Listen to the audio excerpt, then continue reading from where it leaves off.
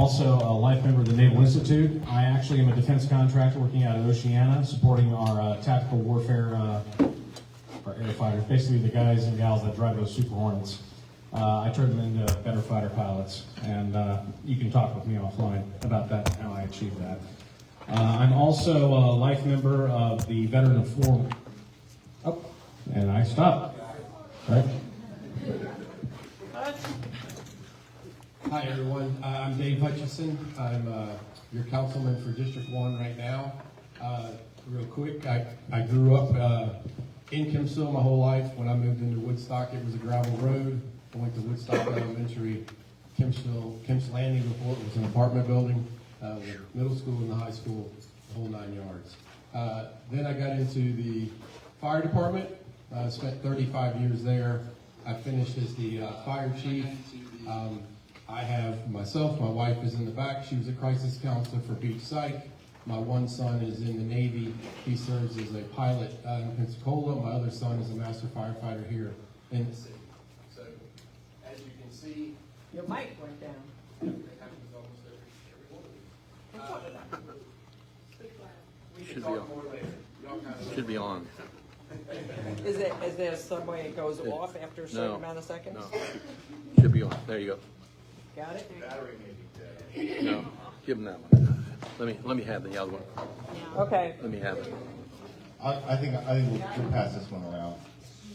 Good evening. My name is Michael Berlucci, and I serve as a council member from District 3. If you're not sure where District 3 is, think about Lynn Haven, Mount Trashmore, parts of Kempsville. I'm a lifelong resident of Virginia Beach, and serving on our council is the greatest and highest honor and responsibility of my life. There are many issues we could talk about today, but I know one that's of primary concern to you is low taxes and affordability of Virginia Beach. Both of my opponents, who are not here tonight, have stated their support for unionization. They've stated that support without even knowing how much it will cost to implement or how much it will cost to implement the results of those negotiations. With the rising inflation, the cost of everything, taxes going up, we need elected leaders and representation who will at least make sure that we understand what the financial implications are before they vote to raise your taxes. That's exactly what I did. I look forward to continuing to work for you to stand the gap, keep taxes low, and make sure Virginia Beach is affordable.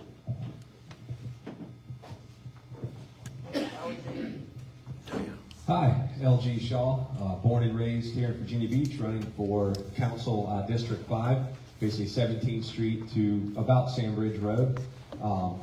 District 5 didn't exist when I was little, but this is where we are now. I'm a local business owner, so I understand what being fiscally responsible means. We're one of the largest surfboard manufacturers on the East Coast. My family has wave riding vehicles, a popular beach destination. I understand tourism because of that. I understand the needs and wants of the locals that are not opposite of the tourists, but they are opposed sometimes. I know what it means to make payroll. I know what it means to be an owner-operator of properties, to get building permits. I've dealt with all of these city challenges from the other side of the street, and I believe I can bring some new processes and improvements to this while trying to keep payroll down across the city and keep costs down for all of our residents. So thank you very much. Okay, Rosemary? Good evening, everybody. My name is Rosemary Wilson, and I am running for re-election in District 5, and currently the vice mayor of the council. Elections have consequences. We hear that every year, don't we? But for our city, it's never been more true than this year, because unions are on the line. We've got to be really careful, and everyone here should know where I stand, because I've taken a public vote against collective bargaining and unions. We do not need union bosses from Chicago, Detroit, to be telling us how to run our city. You know, we just gave the firefighters $800,000 so they could have screening for cancer. And we were happy to do that because of what they do for us. But if they had a contract with us, they would probably have to wait 3 years to be able to have gotten that. So we really need to hold the line, and you know where I stand on collective bargaining. Hello, everyone. I'm Cash Green. I'm a candidate for District 7. I'm endorsed by the PBA. I'm endorsed by the Thin Blue Line. I'm endorsed by the Virginia Beach Hotel Association. I'm endorsed by the Hampton Road Chamber of Commerce. I'm a fighter. I'm a negotiator. It's what I do. District 7 is missing a rec center. Literacy is everything. I'm a board member on the library board. I believe in it. We've had some murders in January and March, and I think we had one in April. It's time for a person like me to represent District 7. And that's what I'm going to bring to you, the ability to get the job done. So District 7 has been the forgotten district, but here comes Cash Green. I'm running to put more cash green in your pockets, but I'm also running to make sure District 7 will not be forgotten. Thank you. Cash, could you pass the mic down there? One of the No. mics, anyway. Yeah. Okay, thank you. Hello everyone, my name is Mabensi Scott. I am running for Virginia Beach City Council representing District 7. When it comes down to politics, it's not something new to me. My grandfather was a chief, which is equivalent to a mayor. And I also have other family members who's currently a mayor and a council member. My grandfather implemented leadership, also teaching me how to be there for the community. So as I got older, I decided, you know what, I have a passion to serve. I went and got my education in political science, my bachelor, my master's in government with a concentration of policy and law. I'm here for the people. I want to be there, and I have been there. I worked as a legislative aide, but before that, I was a volunteer. I have dedicated my time, my effort, and I'm going to continue doing so because of the love that I have for Virginia Beach. Thank you. Okay, Leland? Hey everybody, my name is Leland Jones. I'm running for City Council District 8. That encompasses Short Drive, First Colonial, the beach, the boulevard, Virginia Beach Boulevard, and then up, kind of up. Oh, Yep, okay, there you there we go. And then kind of up the, what is it? Boulevard? No, the boulevard. It's a big, yeah, it's kind of like Great Neck. Well, Great Neck's over there. Anyways, that's the district, okay? So I'm running for city council because I believe in the people and families and small businesses. I'm a small business owner. I own Ceramic King Coatings. And I started as a one-man band out here and grew it into a multi-million-dollar operation. I employ people here. I employ citizens in Virginia Beach. And I am beholden to nobody, no special interest. And I am here to provide fiscal responsibility like I do in business and also take care of our constituents by being a leader that listens. So if you want to make a decision, I look forward to your questions. Vote Leland Jones, a leader that listens. Phil? Good evening. My name is Phil Hines. Thank you to the Virginia Beach Tea Party for putting this on. A little bit about me. I am a Hampton Roads native, originally from Smithfield. Went to ODU and been in Virginia Beach since 2012 as a homeowner. That being said, if you know anything about Smithfield, it's a very small town, so had to come out here a lot as a kid. I played travel baseball for the Tidewater Drillers and worked my way through college while at ODU. So Virginia Beach is home. And I have some skin in the game. My wife and I have 4 kids. We live in Thalia near Steinhilbers. And my message has been pretty simple since January when I started this campaign. I think Virginia Beach needs more responsible spending and more responsible development. And truthfully, that's what I hear from a lot of people when I'm talking. We need someone that wants to do the work, someone that has experience working on commissions and boards with the city, which I've been doing, and we can get it done. So Phil Hines, City Council District 8, thank you for the opportunity to be here. Stacy? Hi, I'm Stacy Cummings. Tonight we hear a lot about my platform, not just from me, but from the other candidates here tonight, especially from these 2. Before I decided to run for District 8 council position, I met with several of our city's leaders, including elected, business, and civic. I've researched how to best address the serious issues they raise facing the city. I wrote out my platform and released it even before I made my announcement to run back in April, so that people could see I understood and had given considerable thought to them and wasn't just learning as I go. Even John Moss, known for his attention to detail, has said I'm running on a platform he agrees with. This one, initially, and still mostly is, running on building a bike path. This one over here, running on leadership that listens. I don't know about leadership, but I know he's listening because he's been listening to my platform and adopted it for his own. And the one that disrespected you for not being here tonight, God knows what he's going on, but he doesn't believe in God and he mocks my Jesus as a cross-dresser. Okay. All right. So much for the opening statements. We will now start with the questioning. Reminder, calling out your opponents gives them an extra 30 seconds. Do either of you want to respond to what he said? No, he called you out. You didn't have to say your name. He pointed. The accent never goes away. I hope we can talk about the bike trail and redevelopment and developing in a responsible manner, because I do think that's a big part of the future of Virginia Beach. So I really appreciate you bringing that up, and let's jump into it. It's comical. Stacey had to write it down so he could remember what his advisors told him to say. The other thing is, if we want to talk about leadership, you know, it's funny because Stacey's campaign, I put up a billboard over there on Shore Drive, and the next thing I know, and his own team said, oh, dude, nobody's doing billboards. And the next thing I know, he's got a billboard up. Anyways, talk about leadership. That's following. I'm leading. I'm here to listen to the constituents and lay out my platform.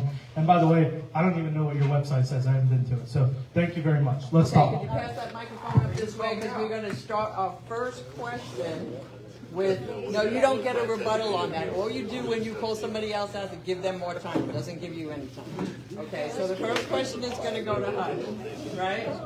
So they just did the comprehensive plan, and in it they were talking about putting mini town centers all over the city connected by light rail or transit like light rail. Do you support light rail in Virginia Beach? Should I probably stand, I guess? You can. I'm sorry, I was messing with the mic, but I think the question was about transit in different pockets of the city. Is that right? Yeah, they were talking about connecting all these little mini town centers all over the city by transit like light rail. Now, they shouldn't have, in my opinion, we said no to light rail, it should not even been in the comp plan. Right. From what I remember that saying is it was more of the last mile and stuff from bus line HRT. I was going to say TRT. HRT. So that would be something that I would think we should consider as far as getting people the last mile from their to their work, so that we can help the employees get there. But I don't think light rail is even in the future. It's nothing in the future. It's not for the bike for Virginia Beach Trail. It's not in there or anything like that. So just to be clear, as far as if we're talking about moving our folks from pick a development and we needed to get them to the ocean front, well, a bus line that would do that or something, I would certainly be for. Okay. Michael? Do I support light rail in Virginia Beach? No. Said the right thing. Was part of the question building more town centers, or are you talking No, about I'm community? talking, that's what the comp plan said, was putting these mini, high-density developments all over the city and connecting them by light rail. Since we opposed light rail, we want to know whether As a you are. referendum. You are from going Yes, to- we did. citizens. Yeah, no, we Killed it. said no to light rail. Multimodal path seems like the goal at this point. That the budget has to get there, but no, on light rail, I don't think we need to finish off. I hope we're not advocating to create more and more town centers around the city. We need to finish off the projects that we have underway that are underfunded. It will probably take decades longer than expected due to inflation. But no, on adding a light rail into that equation. Rosemary? The voters have spoken. They said no to light rail. And I always said I was going to do what the voters said, which is to say no to light rail. And you're ahead of me. I haven't seen this part of the comp plan. So when it comes to the light rail, in speaking to the residents in District 7, which is Regent, College Park, Stumpy Lake, Honeybee Golf Course, they love to drive their own cars. So the residents have spoken, I've listened, And so, no on light rail. I mean, that's simple. The residents have spoken.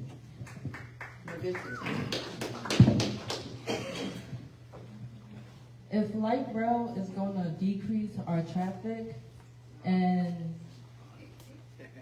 if it's going to help, I support it. You know, I'm sorry that certain citizens refuse a light rail, but we do have other citizens that want a light rail to help decrease traffic. So I do support it. Okay? Leland. So as a leader that listens, the people have spoken and they don't want it. So I would oppose bringing on a light rail. And the other reason why is because of fiscal responsibility. Our current council does have a pattern of spending money irresponsibly, chasing shiny new toys. If the people say no, and it spends more tax dollars, we should talk more about lowering real estate taxes. And not lowering real estate taxes from 99 cents to 97 cents, and then boasting about how much of fiscal relief we've had in taxes, and then increasing our wastewater and sewer. It's a fake tax relief, okay? I'm here to deliver true tax relief, listen to the people, and if you guys vote or ask, whether it be in a referendum or just speaking with me, I am a leader that listens, and so if you guys want your voices heard, vote for Leland Jones. Thank you. Bill. Yeah, I don't support light rail, and as was mentioned, I do, however, support the bike trail, which is something the public overwhelmingly supports. It's been a plan for 40 plus years. You know, we're the city's talking. I'm chair of the Parks and Rec Commission. We're now finally going to, I think, do something about Rudy Park, and so you know, connecting the city on the train tracks that we own to the beach and providing a safe way for people to get around town. I think that's a good thing. So the light rail, no. Old technology, too expensive. People didn't want it. So that's an easy one. Stacy. I'm opposed to light rail, and I was opposed to light rail before the referendum came out. The problem with one of the problems with light rail is that it didn't go anywhere. It did not connect the city. The new comprehensive plan needs to forget about light rail because it's not going to happen. It's a dead issue. People have spoken. People have said that they want to use their automobiles to get to where they're going. We need to take that into account in our comprehensive plan. We need to make our throughways more accessible and easier to travel. We don't need light rail. Brian. I'll be the mic. To emphasize what Michael said, no. Okay.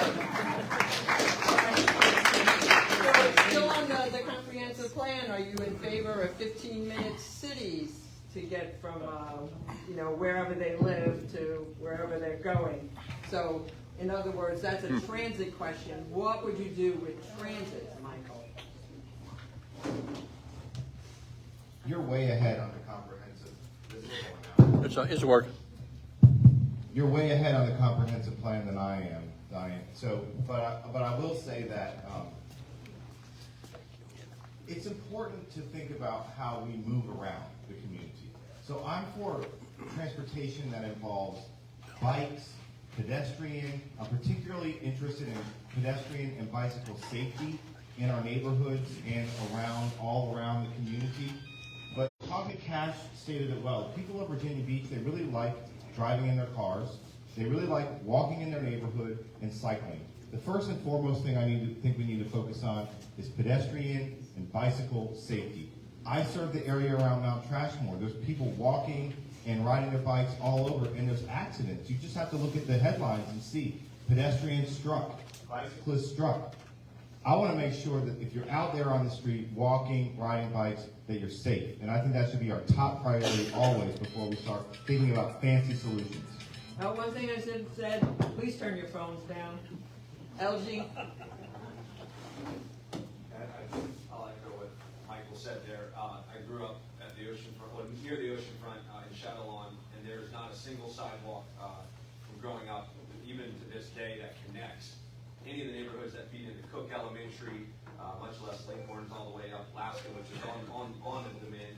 But it's certainly an aspirational goal, but it does not seem achievable in any of our lifetimes. The pedestrian safety and connectivity, the multimodal as the buzzword, which just means bikes and people, and whatever e-scooter comes out next, but continuing to improve connectivity from parking centers to business centers is a good idea, not taking up our entire budget to do that. Okay, Rosemary? It is. I think if you like, push it up. No, it's just, should be Not working. working? It should be working. Wow.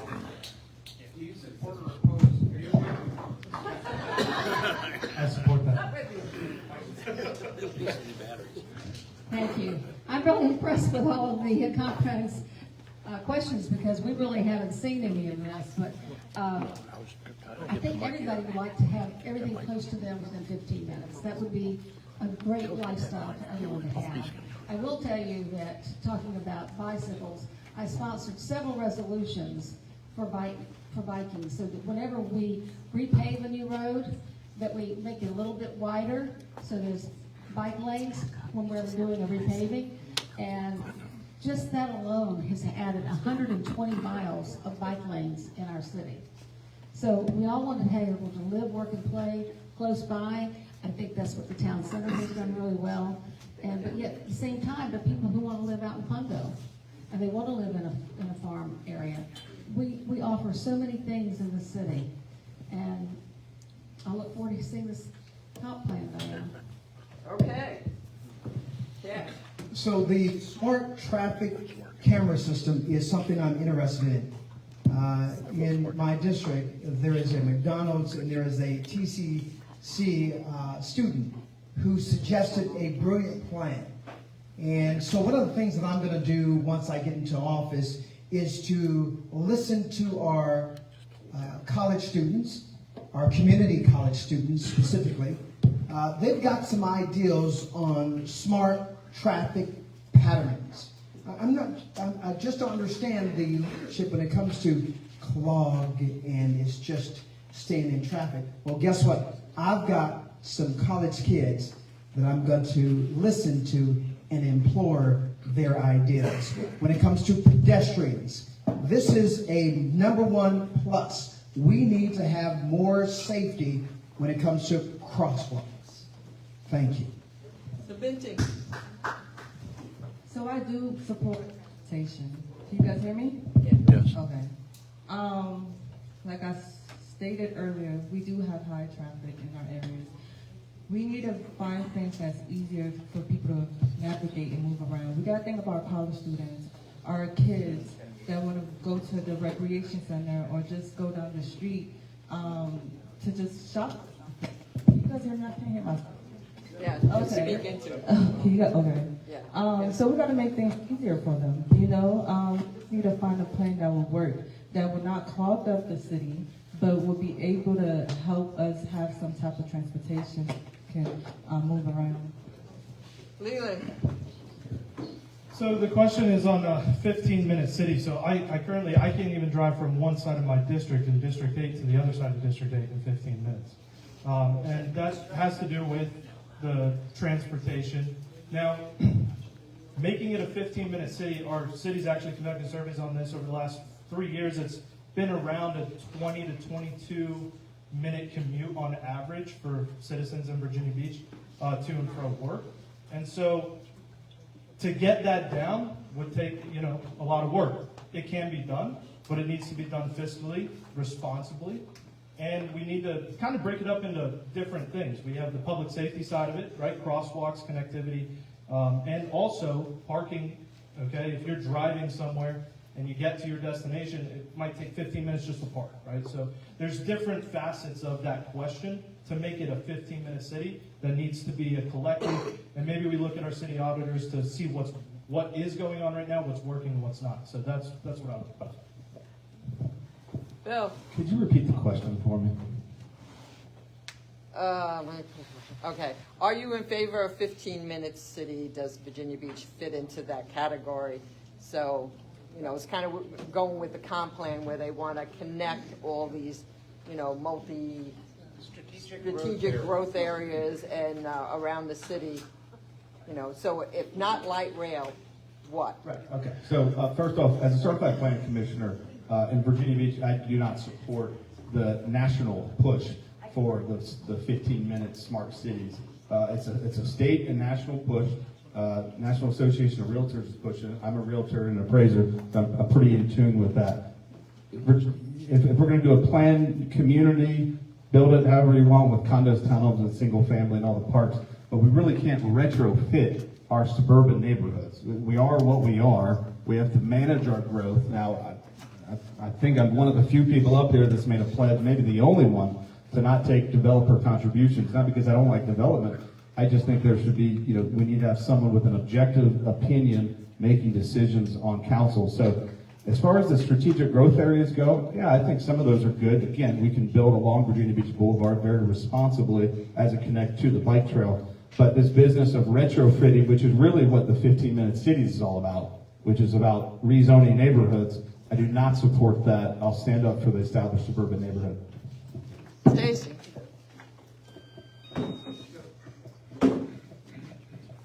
Our city is 60 years old, and when we started developing our city, it was a county, a city, oceanfront, and so there was not a lot of forethought put into how we developed. It was pretty much a hodgepodge, was the way that we built our city.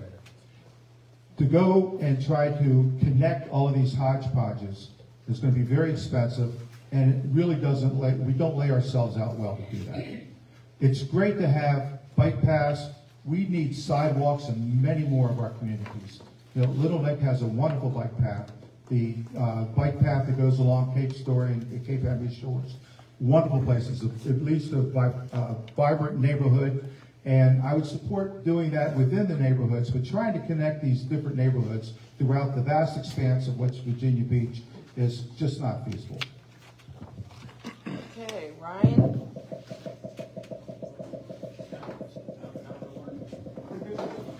My Marine voice, that's fine. Working when I gave it to you. I'm going to say this right now, so, you know, everyone that's been speaking here about bike paths, interconnectivity, absolutely. I think we're all in agreement with that, okay? But the whole idea of a 15-minute transit time, no matter where you're at, I think is an intellectually dishonest argument. Of course it is. Okay, because we all know that in TV, right? Yeah. I mean, come on. Seriously. So a lot of these issues are Commonwealth driven. They're Federal Highway Administration driven. Okay? So to ask a council member what they're going to do about a 15-minute transit, excuse me. Right? That's We're going to do the best we can. But all you have to do is look at Laskin Road, look at Oceana Boulevard, which I go to every day when I go to work. All right? We're going to do the best we can. But don't expect a perfect answer. You're not going to get it. You're right. Thank you.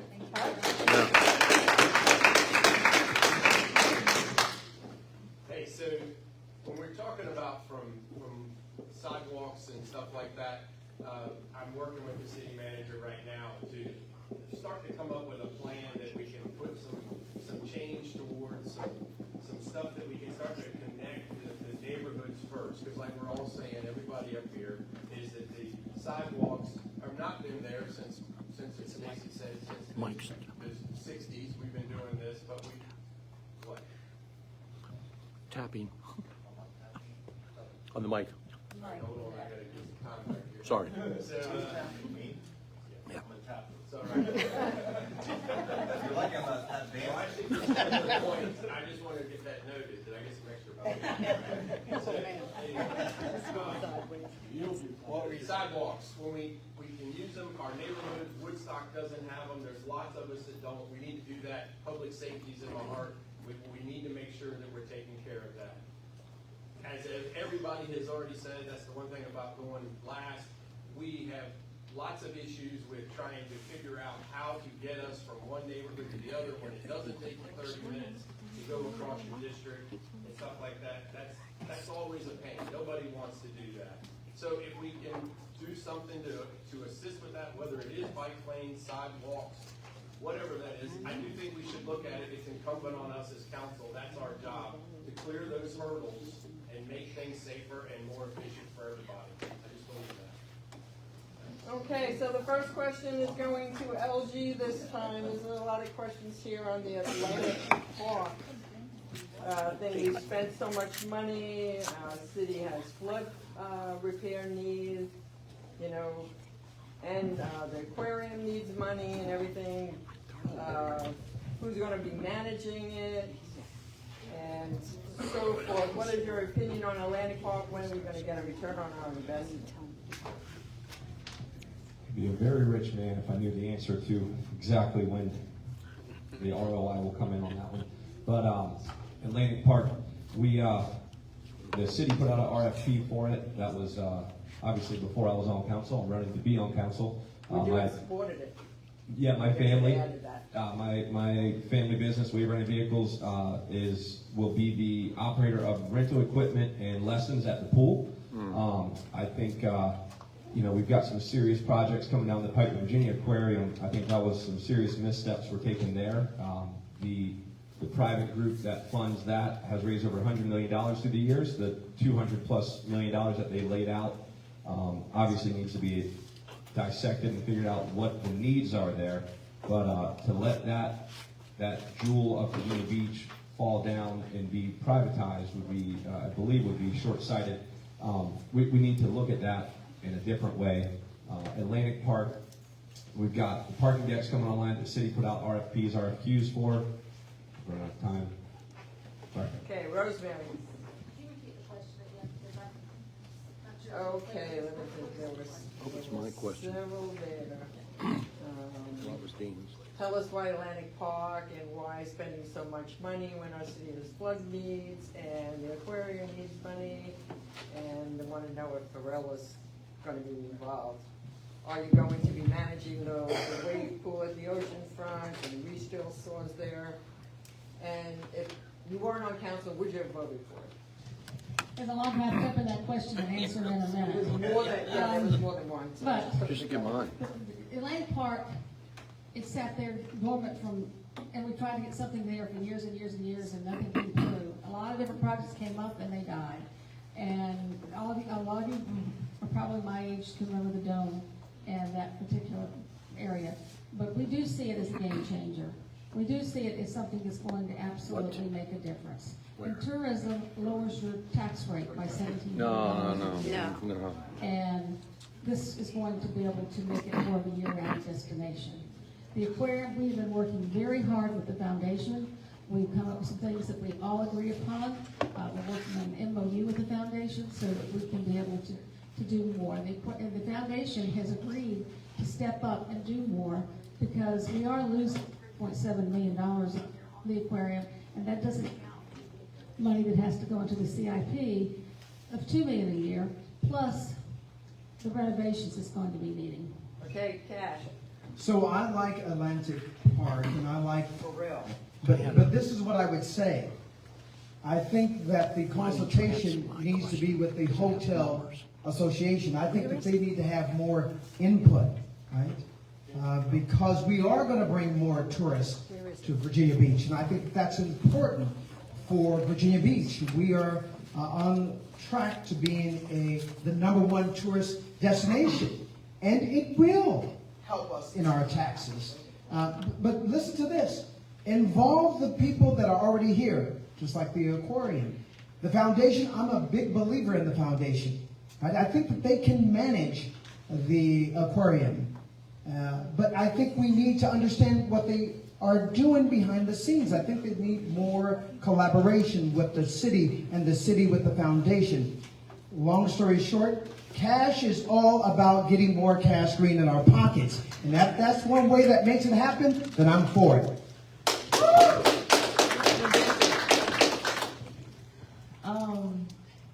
If I was in council, I will support the Atlantic Park.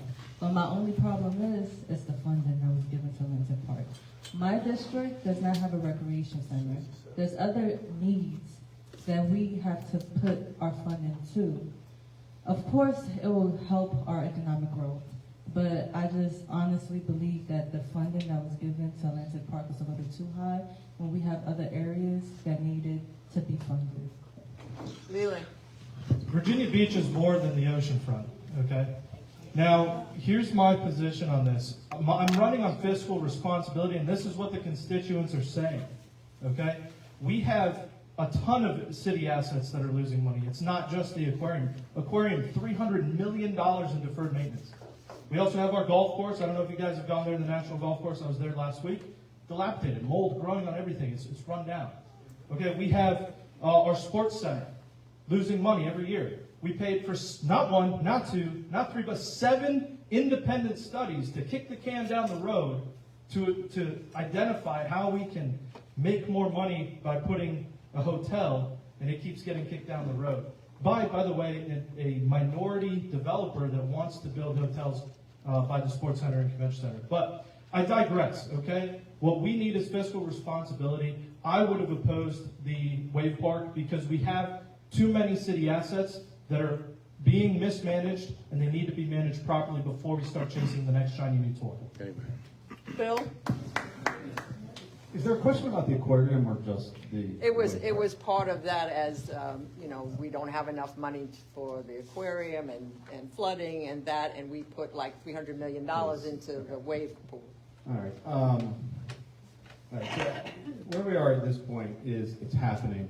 So I think we all should be supportive of the project because it's happening. I'd rather turn into an excellent investment and thing for the community than be like maybe sports arenas across the country. That being said, if I was on council, given especially what I know now with the high risk we as taxpayers are taking and the low equity, I wouldn't have voted for it. I think there's a lot of other better uses with our funds. And I mean, look, quite honestly, I know it's sort of a complicated relationship with, Pharrell, but there was supposed to be a music festival a week or two ago, and then they just bailed. So I think we need to be very careful who we're doing public-private partnerships with. It's an issue we have in the city. It's been going on for a long time. So wouldn't have voted for it, but it's happening. And, I do want to see it be successful because it's either that or go negative, and I don't want to do that. Stacy? I don't necessarily think it's fair to ask the people that weren't on council to say how they would have voted without having all the background information.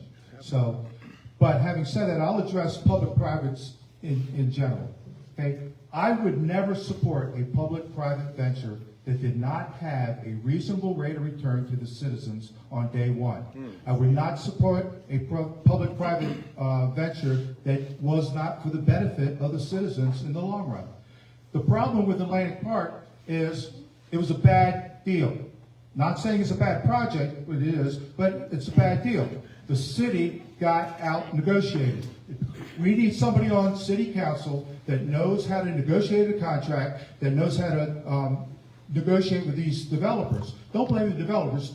Blame the people on council that allowed this bad deal to happen. We were presented with the opportunity to invest in that deal. We said, no, that's a bad deal. I'll tell you what's a really good deal. It's the bonds. And the bonds are bad for the city. They're a great deal for the investors, but it's a bad deal for the city. Amen to that.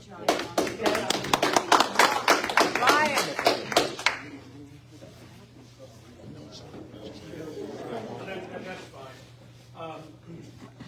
There's a lot of things that have been said here, certain parts that I absolutely agree with.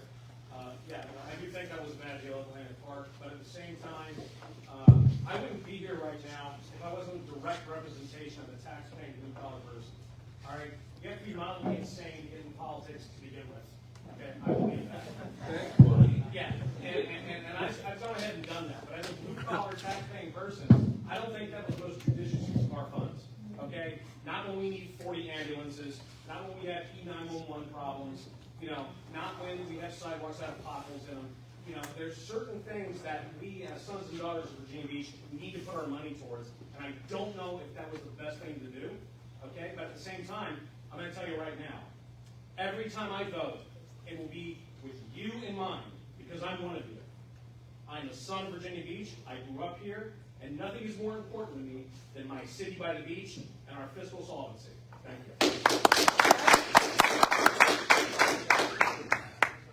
So, like a lot of us came on after the project had started for the pond, for the pool. I said from then that as a firefighter, when you have arsenic, we've got to take care of it. And we're going to wear this around our neck if we don't improve this problem.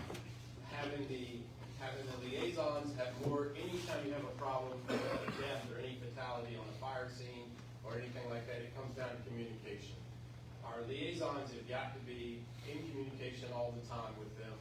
I got 30 seconds left, so I'm going to switch to, just like I said, if you saw in the workshop the other day with Pharrell and the concerts and everything, the party coming, is that our liaisons have to be in contact with them all the time and make sure that they understand what's going on. And I said to this person, you've got to hit your marks. We got to know when it starts, when the contract's going to be signed, when the folks are coming. They all have to be done so that public safety and everybody can be ready. Thanks. Mike? Thank you. I don't have enough time in 1 minute to get into any specific project with the aquarium, but one thing I really want to share with you is that as a council member, I'm pro-business. That doesn't mean I'm every pro-public-private partnership, but what it means is that I'm pro-business. I'm pro-entrepreneurism, I'm pro-big business, and I'm pro-small business. And the reason that I feel so strongly about that is because I'm pro-prosperity, because I'm pro-liberty, because I understand that free enterprise and creating wealth and opportunity creates opportunities for families. It unlocks the potential that exists for each of us to fulfill our full potential. I want the people of Virginia Beach to have a free chance to compete, to bring their ideas forward, to be entrepreneurial, to work for a business, create a business, and to be wealthy and prosperous in Virginia Beach so that they can fulfill their dreams. That's what I want to do, and I know that's what all of you want to do. And I think that's a pro-liberty, pro-freedom position, pro-business, and pro-community. Thank you. Rosemary, tax relief is paramount for beach residents. So moving forward, when we do these projects, are you gonna make sure that they have a business plan or something that's going to not put all the burden on the taxpayers for the future? Give it a mic. Mike.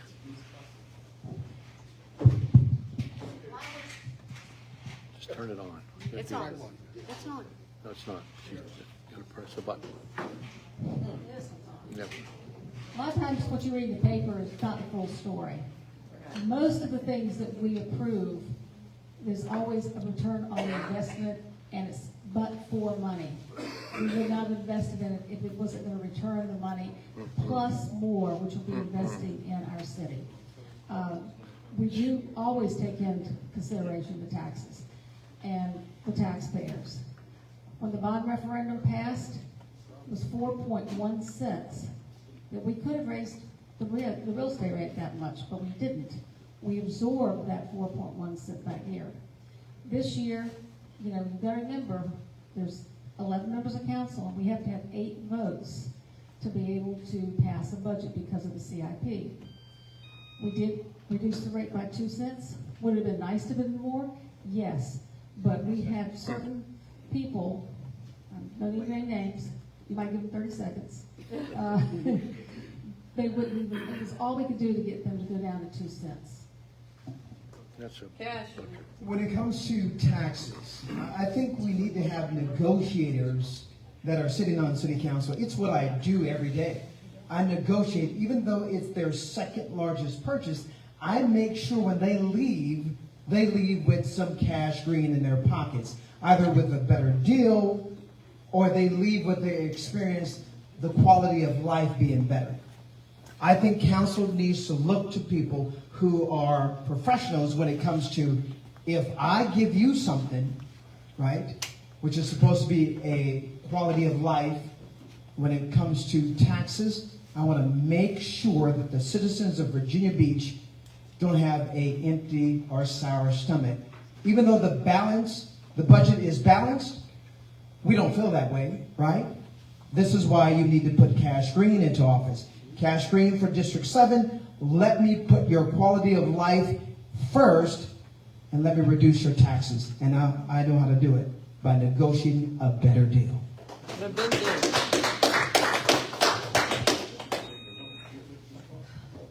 When it comes down to taxes, it's definitely a burden for everyone. I am willing to work with our city manager, our council, to figure out programs to help decrease our tax. Also, I think it's very important to be very transparent where our money is going, you know?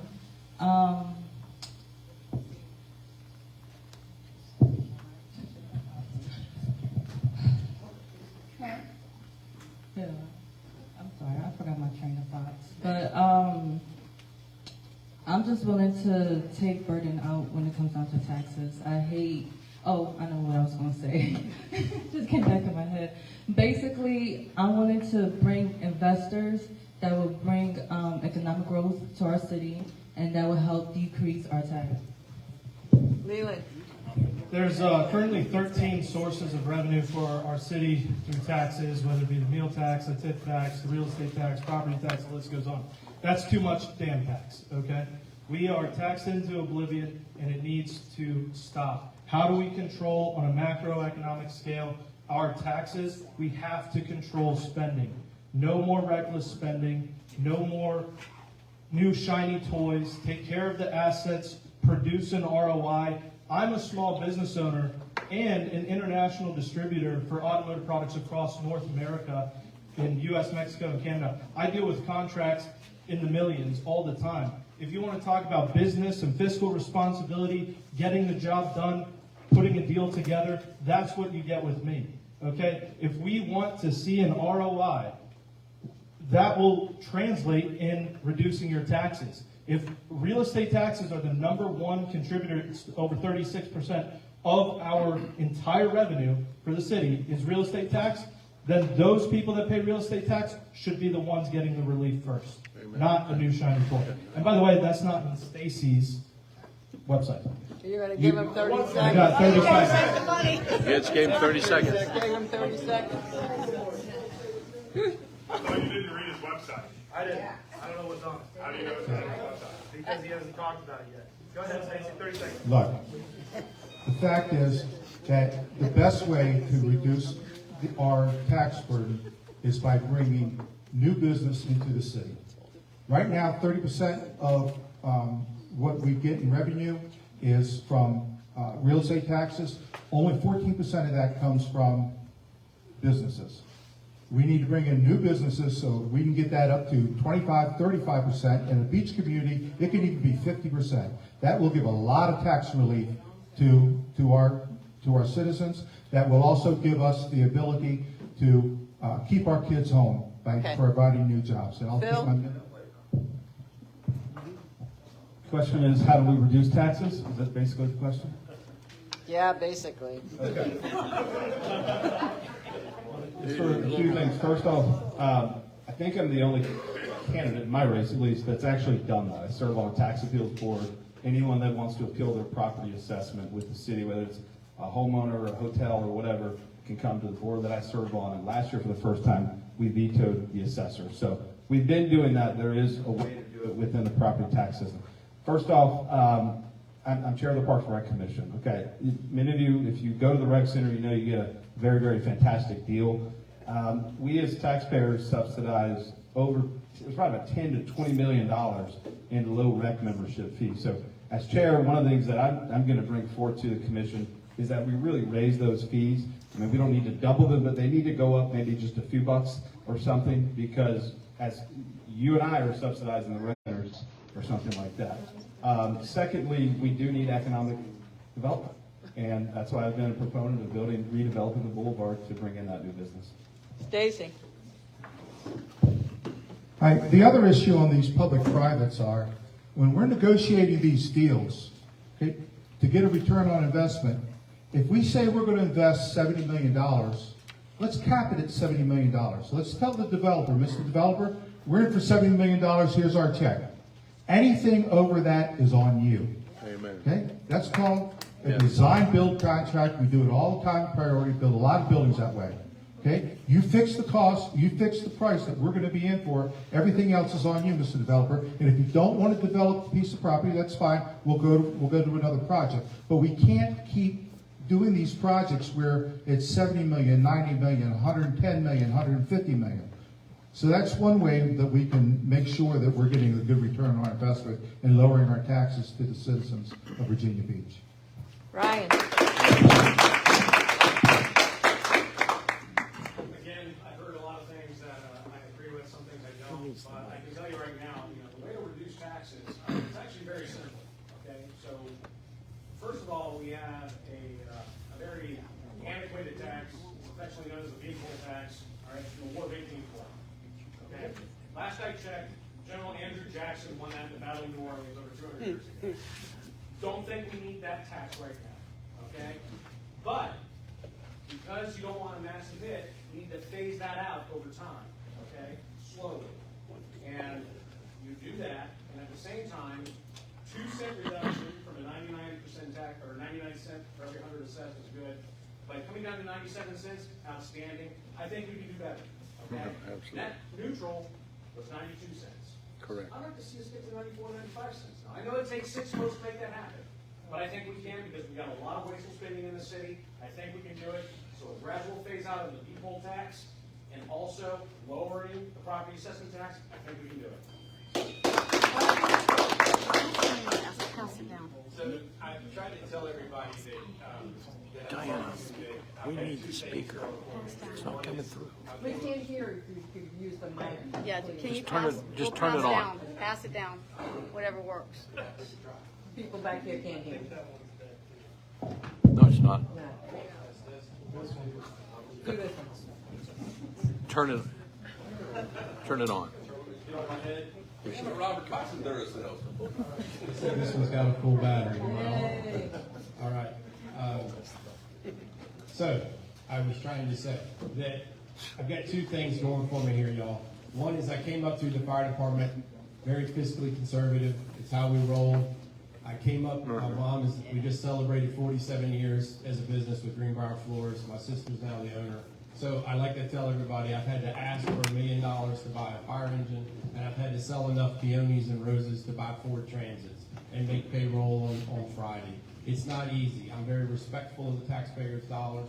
I think we have to be good stewards. You're right, the 2-cent tax did not bring it down to neutral. But as it's been stated, it was something that we were able to accomplish. And I would say that myself and the vice mayor were 2 of the ones that originally started, right? Is it everything we would like to have had happen? No. Did everybody get on board? Yes, they did. Can we do more? I think we can. We do have to pay attention to our spending. It's important, but I do think I have a really good understanding of what that means. That's what Thank we're you. getting from the audience. Okay. Please pass the mic because online people can't hear you. Well, thank you.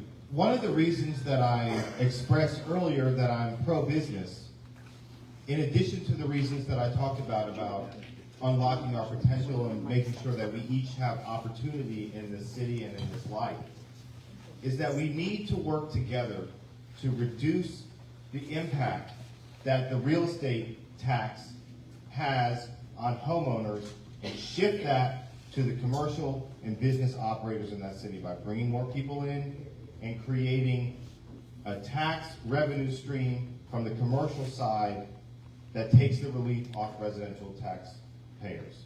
But what we also need to make sure we do is have council members who don't view that as a surplus to do projects and other things, but actually use that relief to provide the relief that people need, especially in this economic climate with inflation. I don't know about y'all, but my salary really hasn't gone up, and my costs have gone through the roof. And we need to make sure we are shifting that responsibility onto businesses away from the residential taxpayers. I'll echo a little bit of what Hutch said there. It's not apples to apples running a family business to the city budget. There's a few more zeros behind Virginia Beach city budget than our business, but it does give you insight into those realities. And my top line is not as fixed as a city budget. We get a bad weather weekend, all of a sudden I lose 10% of my gross revenue for the year in the middle of summer. So having to be creative and mindful of the money that we're spending as a business echoes some of the things you have to do at the city. And giving $23 million parking decks to Pembroke private luxury apartments and overspending on redeveloping land that we already own at the oceanfront around Rudy Loop, and those things are, we need to be mindful of that. And when we're cutting taxes and then turn around and raising the utility costs to homeowners and HSRD and all the city workers all the city services that we provide, it actually negates some of those savings. Thank you. Okay, so then now the first question will go to Cash. Okay, taxpayers are not immune to the level of inflation. So if you are elected, what would be the first policy you would do to reduce the size of government? So one of the policies that I would focus on, and this is very important for reducing taxes, is consolidating, and hear me out. I mean, we have, for our employees, we've got engineer 1, 2, 3. We need to consolidate some of the city jobs that we have. That's the only way that I can reduce the taxes as well as to increase our budget. We've got a lot of redundancies. And so I'm going to work with the city manager. I am going to look for redundancies. I'm going to look for places where I can sharpen our efficiency and see where I can trim. I'm going to run a green machine. I don't want to say thin, but I am going to run a machine where it's going to look for places where I can consolidate. 2 people can sometimes do one job. That's going to save us money. Thank you. Can you repeat the question? Yes, I put a couple of questions together. If you are elected, what would you do to reduce the size of the cost of government, since taxpayers are not immune to the increased inflation? Like I stated earlier, I have to work with the city manager to figure out what kind of policy can be put in place. I'll have to also educate the public, the residents, because it's very important for them to know. But I'm looking forward to do some type of audit so I can know where our funding is going. And once I get that in place, I'll be able to make that decision. Leland. Can you just give me that question one more time? Okay. It's like so, 2 questions in one. I just want to understand Yeah, it. I know, I'm trying to put them together. Okay, so taxpayers are not immune from the cost of inflation. Right. If you are elected, what would be a policy that you would put in place to reduce the cost of government? Okay, so to reduce the cost of anything is to control the spending. I know this as a small business owner. If I need to adjust for the cost of goods and services and labor, you have to look at what's coming in and what's going out. So if we're talking about reducing government, right? Is that Reduce the size and scope of government, yeah. okay? Gotcha. Okay, so one of the Or things. the cost of government, yeah. Sure. So this kind of ties into the big collective bargaining thing, right? That would be going in the opposite direction. Unionizing and costing taxpayers millions and millions of dollars in taxpayer money just to come to the table to just do the unionizing, right? So on the vice versa, one of my policies that I would like to see, it kind of mirrors the federal government in their pay scale and how you're paid. You can know exactly how you're paid when you work for the government. You're in O1, O2, or enlisted, or GS 1 through 15. Right, so if you can implement some sort of pay scale in the government workers, that could avoid and show upward mobility to make sure that the people understand exactly what they're being paid. So I think I'm answering the question, but I don't know. I think that's where I would be. Bill? How to curb the growth of government is kind of the idea. Yeah, it was something I was talking with a voter about today. First of all, I don't have a policy on that. Now, as far as cutting the cost of government, I think, like I said, my message is responsible spending and responsible development. There's a lot of technology out there. We can always be more efficient with how we are managing our processes through various departments. I mean, quite frankly, this may be more of a cultural issue, but one way to reduce the growth of government is entitlements. And so we have a level of that in our local government. That really, quite frankly, starts in the home. Entitlements increases the cost of our government, increases the amount of people we need in the government. So I think probably just having someone on council that's really focused on independence, personal liberty, and not preaching, but talking about self-reliance, not entitlements, because we're not going to get rid of the government if we have so many entitlements. Stacy. With all due respect to small businesses, and I do love small businesses, and they are very vital to our civilization, but I have been involved in a company that does have the same amount of zeros as the city budget. The Priority has a $1.5 billion budget. The city's budget's 2.7. 5 years ago, the city budget was $1.7 billion. 5 short years later, here it is at $2.6 billion, $2.7 billion. Okay? We don't have a revenue problem, we have a spending problem. And we find ways to spend that difference every single year. When I told my family I was running for city council, I get a phone call from my son. And he says, Dad, I'm sitting here at our Little League, and they're saying that they want to know if you're going to give them the same kind of grant they've gotten in the past. And I said, what kind of grant is that? I don't know anything about it. He goes, well, we get money from the city every day. And I go, that's ridiculous. People that are playing Little League should be paying for their own way. Yeah. We have way too many grants, way too much spending that's just left the council to dole out as they see fit. Shouldn't happen.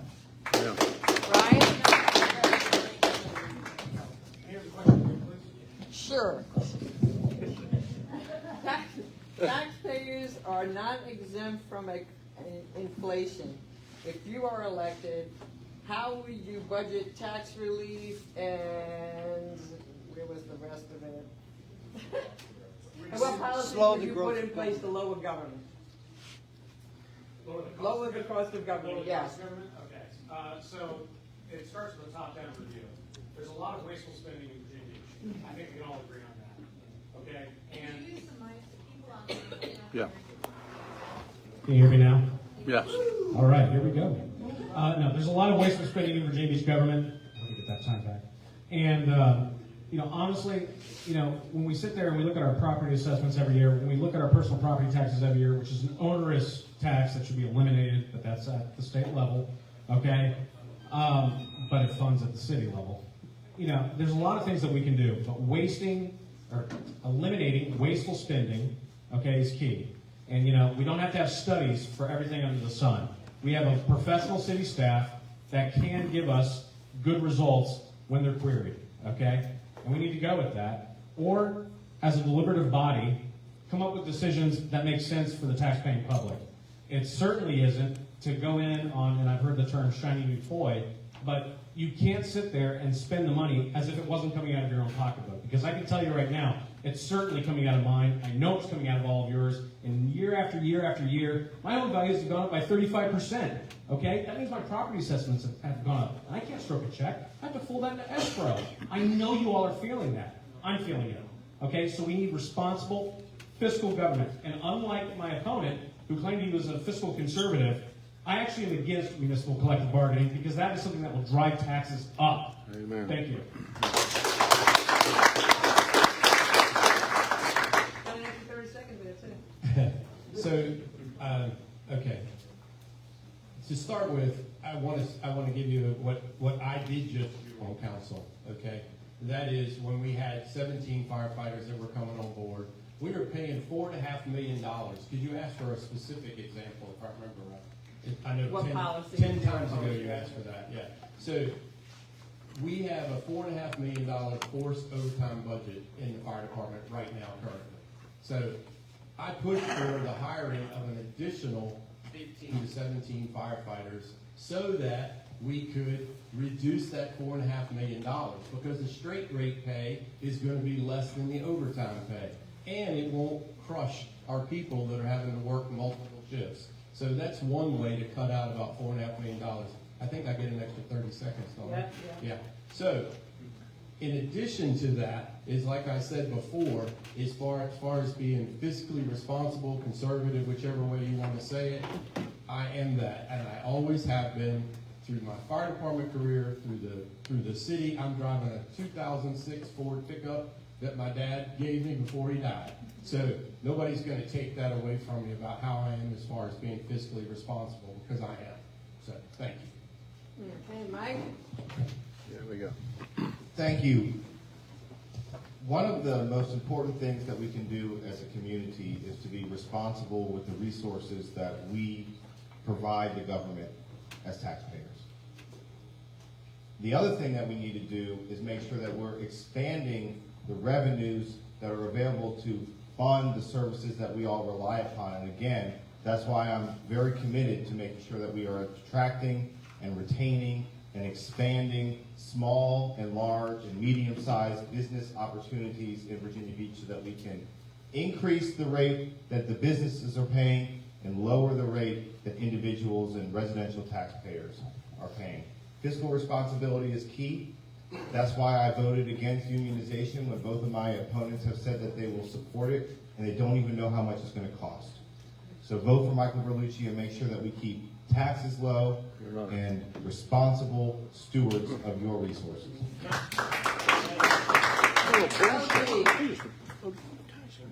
Some of this feeds back to the previous question of not overspending, right? I mean, it's as those inflationary pressures come onto us as citizens, the city has to feel that too, right? We've been talking about the pay of the firemen and the needs of the vehicles and the wear and tear on the city utilities. The schools breaking down and needing their maintenance, we're falling behind on that. We've got to not overspend. You know, we don't want to raise taxes. We've got to keep our taxes down and maintainable as citizens. And spending money recklessly is not the way to keep our taxes down. Rosemary? Well, number one, we need to say no to collective bargaining. Alexandria's tax rate went up 6 cents because of collective bargaining. We have no idea what it would cost here. So that's number one. One of the biggest problems that's facing us today is inflation as well. I will tell you, we had Elbow Road, which was about $53 million. We had budgeted, it came in like $108 million. And it's eating us alive. So we need to do, and we did this in the Winston-Salem project, Winston-Salem Road. It came in, 18 million, and let's rebid it again. And we rebid it 3 times, and we finally got it for $2 million less than the original bids. So we need to do some value engineering. We need to be rebidding. And one other thing is I came up with the idea, we need a festival commission. We've got some festivals, and there's no controls on how they're spending their money and what the return of investments. So we still need to pass this. This festival commission could also help save us money. Okay, so Mavinti gets the first question this time. Do you support or oppose requesting the General Assembly to abolish the Virginia Beach Development Authority?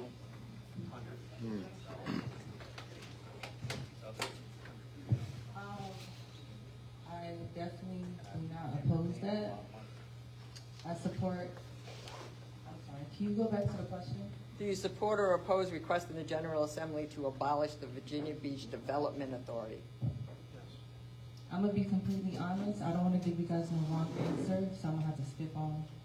Once I get my answer, if anybody wants to contact me to know my response, I will give you my card number and you can contact me. Okay. Leland, do you support or oppose requesting the General Assembly to abolish the Virginia Beach Development Authority? Let's see. Support or abolish the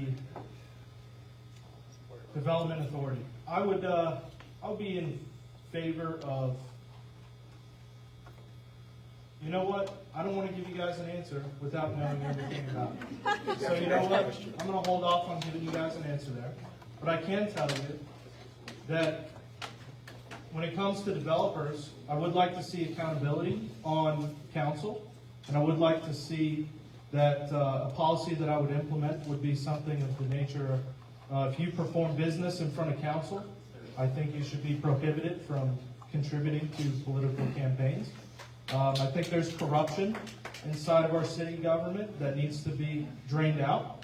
And that can happen by us paying attention to who's on what commissions, who's on what boards, and how they pertain to practicing business in front of council. So in terms of answering the exact question, I don't have the specific answer, but I can tell you that we do need responsibility and accountability from council and holding developers to that.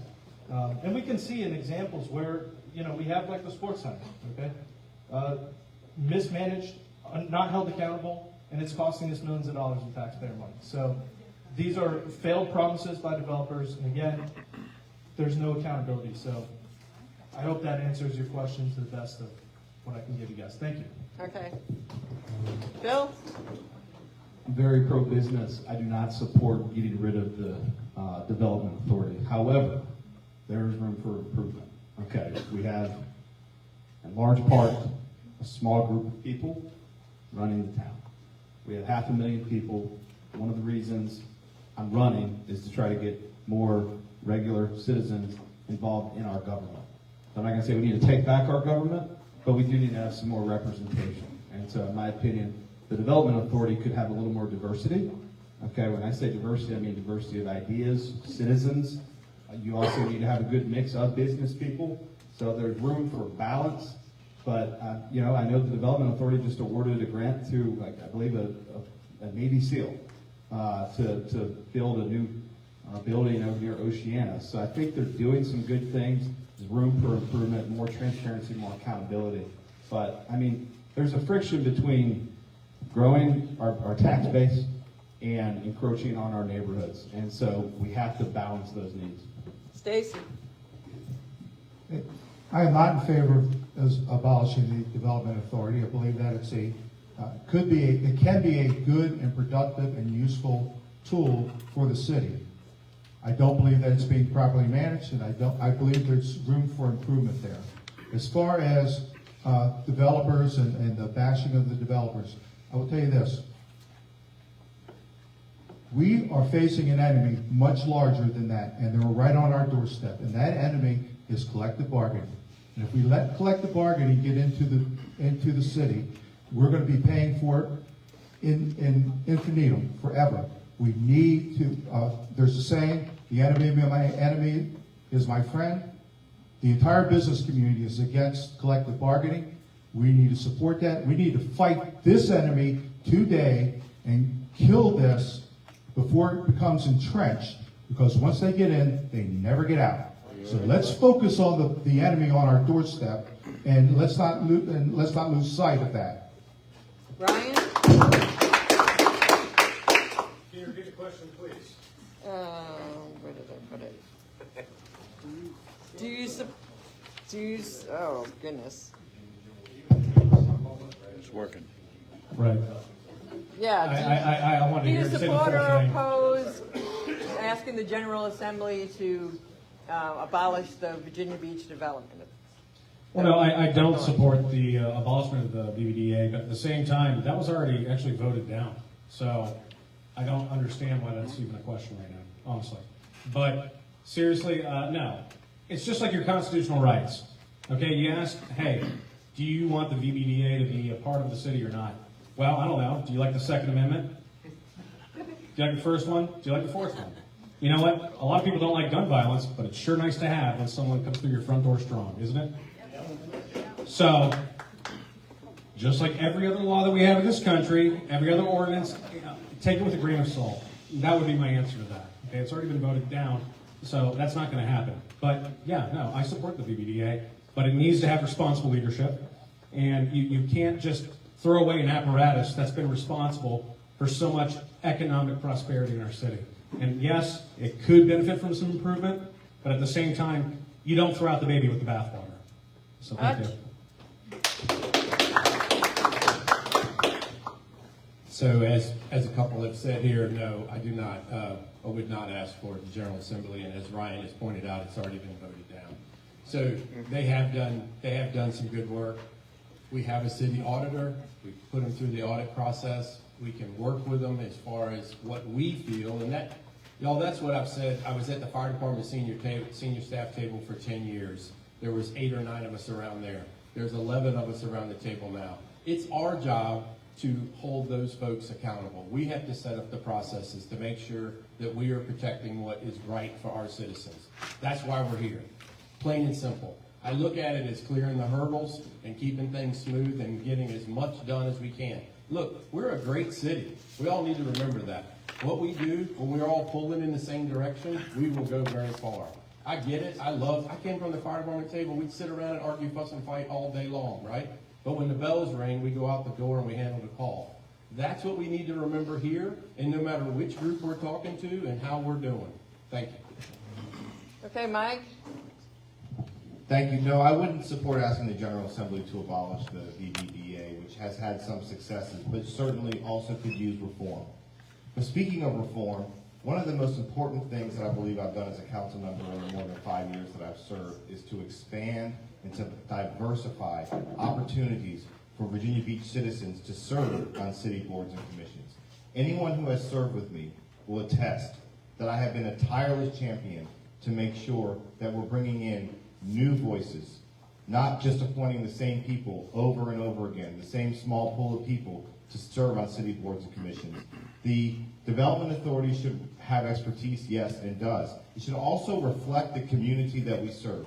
And whether it's Parks and Rec, Beaches and Waterways, Development Authority, Planning Commission, it should be comprised of the people who live and work in this city and make Virginia Beach great. Everyone should have an equal opportunity to participate. And when we ensure that we're appointing people like that, our community, to boards and commissions, it will serve us better because it'll be more connected to the people it's intended to serve. LG? Follow that. No, the Virginia Beach Development Authority, again, it's done some great things. We do have an amazing city here. We voted, best beach, best boardwalk, best beach cruise. We get all kinds of awards and accolades. So we're doing well as a city overall. It's efficiencies and transparency that we need to work on, and that spills over into almost every agency and commission that we have at the beach, and being more honest with ourselves about what we want and as a community, not always having to go and pay consultants and spend millions of dollars and waste a lot of money and a lot of time. There's also opportunity costs that are lost in those moments. Sometimes we need to know which way we're headed. The comp plan is supposed to set us up for that, but we need to know a good deal when it's in front of us and a bad deal when it's in front of us. And I hope I can bring that to council. Thank you. Rosemary? I would oppose getting rid of the Development Authority. Everybody here has said we've got to bring in more businesses, more jobs to keep the residential tax rate low. And that's what the Development Authority does. They try to bring in more businesses, and they've been very successful. And the money that they use was actually recommended by John Ross years ago to use the cigarette tax. So the cigarette tax money goes to fund the Development Authority to give the grants so that we can compete with the other cities. Otherwise, they're going to go elsewhere. And sometimes we have to even do it to retain them. So it's really important work what they do, and it's a very diverse group. We've got a restaurateur, we've got a lawyer, we've got a CPA, we've got a farmer, we've got someone in the high-tech industry, someone in the big business of manufacturing. So there's a huge diversity. One guy owns a brick company, so there's a lot of diversity around that table to bring that expertise. Okay, Cash. So my name is Cash Green. I want you guys to know I'm representing District 7. And so I would oppose. I've studied them and I've followed them for 2 years now, and they are tremendous to us. Amazon, right? They are bringing in steel, right? And so I want you to know that the VBDA does great work. You just need to elect a city council member like Cash Green so I can continue that work. Thank you. So just a correction on it, we were talking about the Virginia Beach Development Authority. So, and somebody said something about the Redevelopment Authority and Housing Authority is the one that was voted down, not the Virginia Beach Development Authority. Okay. Affordable housing, violating the green line and overlay districts. What are your opinions? Leland, start. Great. So developing beyond the green line and affordable housing are oxymorons. And the reason why I say this is because you can't have one with the other. If you're going to go ahead and develop beyond the green line, that means we're developing in undevelopable areas that's going to cost millions and millions of dollars in sewage, waste, water, and utilities to be able to put affordable housing out there. So if you guys want a tax increase so that people can live here affordably, it's an oxymoron. So how do we tackle affordable housing? Well, we do it within the green line and use the city assets that are being underutilized that we already have. We have the entire, the SGAs, the strategic growth areas around Highway 264. We have 8 districts or 8 strategic growth areas that we can use city utilities or city property that's underutilized.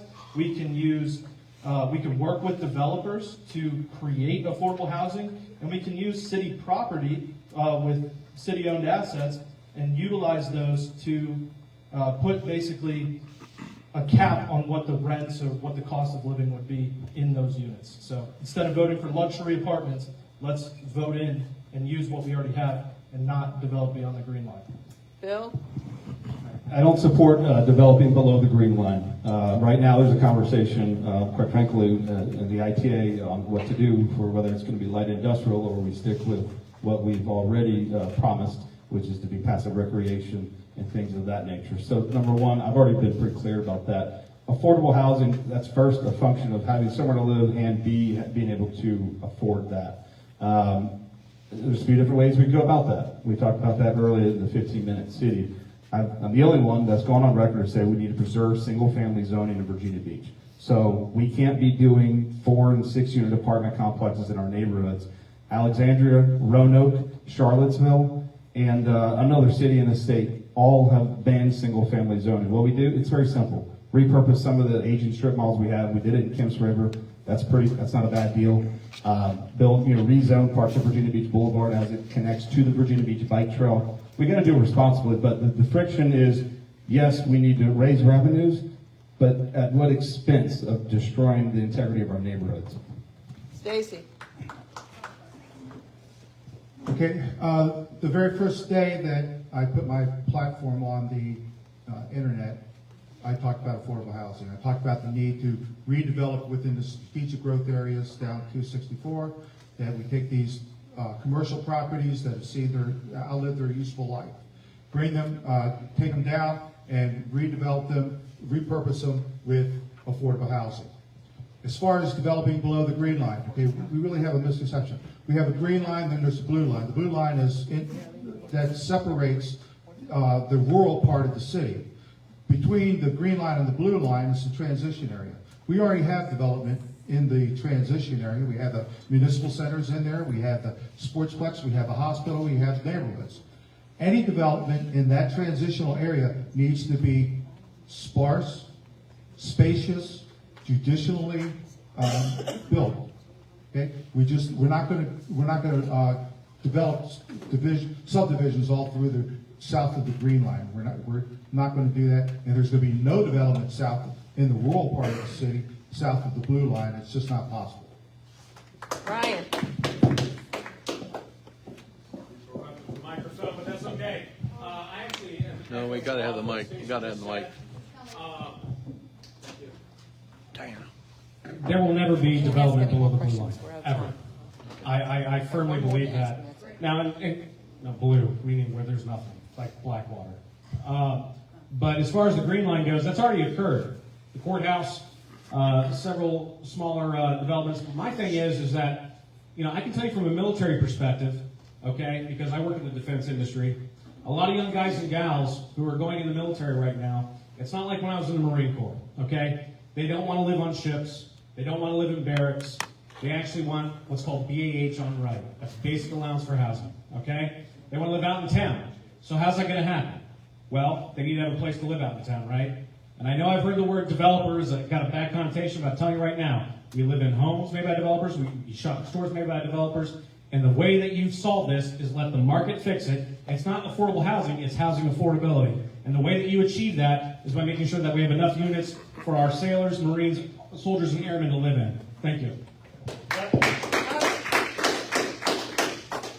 So along the same lines, like I believe that for the green line, the blue line, whichever one is that I would want the respect of what somebody's going to say on me and on council. We should respect Ms. Henley and her constituents' wishes as well. I think that's important. I have a developer, I do also agree, it's not a bad word. We have a 1970 shopping center at Indian River and Military that I would love to see redeveloped. We could put in some mixed-use housing and some apartments and stuff, and we would do away with a lot of parking lot that would fill it in. So I think that's a fantastic way to work both sides of this equation. They're both important. But I will tell you, once again, you do not want your firefighters, your police officers, and your EMS providers, and really any city workers living in Moyoc, Isle of Wight, or wherever. We need them living in our city. If a storm comes through, like went through Florida the last 2 times, you're going to want them to be close and be able to get on the engines, or get on the ambulances, or get in the police cars. We cannot have them living out of our city. Thanks. Mike? Thank you. I think one of the most important things that we could do is to preserve and protect the agricultural and rural heritage and economy that exists in Virginia Beach. So I support farmers. I want to make sure that Virginia Beach's rural economy and heritage remains intact. The transition area is just that. As Mr. Cummings pointed out, there has been development, such as the municipal center in the transition area. But I think what we need to focus on is the areas that need redevelopment. And so we've discussed that, the aging shopping centers, some of the areas on the 264 corridor, where there can be opportunities to enhance density, to create housing affordability in Virginia Beach. But one of the best and most overlooked ways to make sure that housing is affordable in Virginia Beach is to make sure that our budget reflects our values, to make sure that our tax is low and we're responsible with taxpayer resources so that people aren't tax burdened and out of their homes. LG. Virginia Beach is at an inflection point, much like the 60s when Virginia Beach hit its borders. They said, let's take over Princess Anne. Now it looks like an easy route would be to go blowing past the blue line, the green line, and the ITA. The blue line, thankfully, will mildly protect itself. I'll pledge to make sure we don't go past it. But if you've ever been down there and the wind switches, you might be stuck for the day. So you don't want to go put a bunch of density down there. Thankfully, that place will take care of itself a little bit. There's a lot of aging infrastructure here in the city. It's costing us a lot of money as taxpayers to try to maintain some of our aging infrastructure that the city owns itself. We need to revitalize our communities, not over-densify. I grew up in Shadowlawn back when it wasn't $1 million homes. I'm not advocating we put quadplexes in existing neighborhoods. We need to protect those communities. But there's a lot of opportunity to bring Virginia Beach forward, much like we did when we annexed Princess Anne. We don't need to go down what looks like an easy path, but will ultimately cost all of us millions and millions of dollars to expand infrastructure down to the south of the town. Thank you. Rosemary. I have always supported the ARP program, which is to buy up the development rights in our rural area. It's really, really important because that agricultural community is very important to us. However, we do need attainable housing. We've heard loud and clear from Oceana and our military that they've got to have a good place for their personnel to live. And they've got to be close to the bases, and they have to have attainable housing. And there's ways to do it, and we had a housing study, and they wanted us to pay $5 million into a trust fund. And I said, no, we can't do that. I mean, that's like pouring money down a well. But there are tools that we can use to be able to help get to where we need to go with this. It's going to be really important that we do that. But we're going to have to find a place so that if you work in Virginia Beach, you can afford to live here. So you can come and live in College Park. We welcome developers when it comes to redeveloping College Park, right? That's my district. Have you been down there? So when it comes to building below the green line, I do not support that, right? I think we need more trees. But when it comes to mixed-use development, Welcome to College Park, District 7, Cash Green, vote. Affordable housing is essential. I will work with developers as well as housing advocates to ensure that we increase our supply in units, as well as try to work to ensure that our zoning policy help and support low income. Drink that water.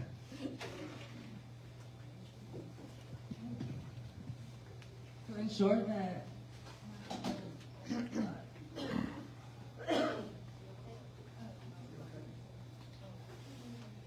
but to ensure that there's an increase. I cannot talk right now. So, take your time.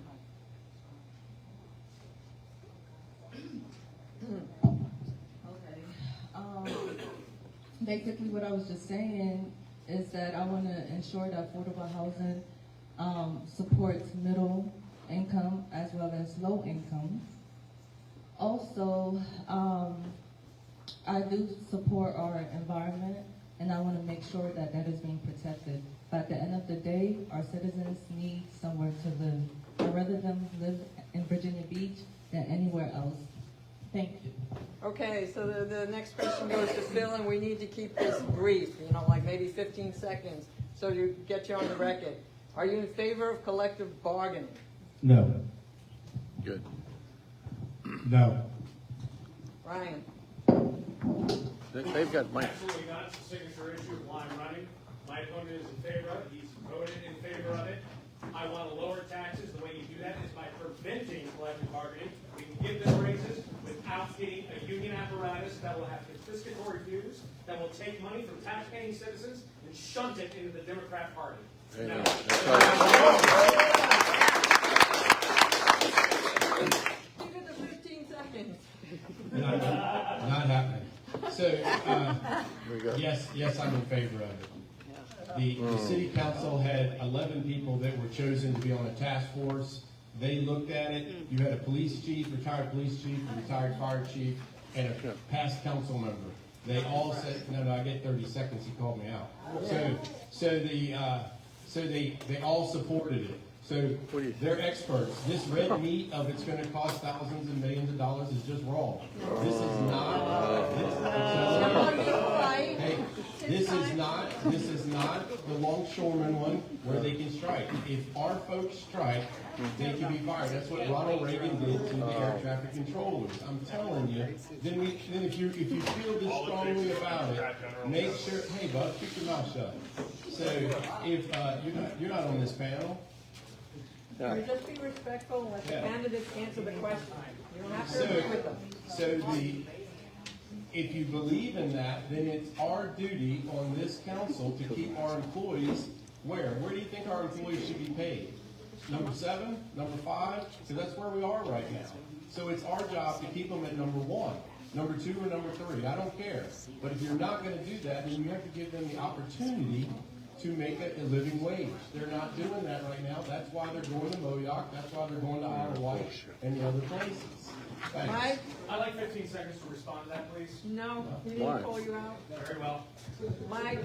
Thank you. I'll make my comments very brief. I support the men and women, sorry gentlemen, I support the men and women who work as professionals to serve our city and serve our community.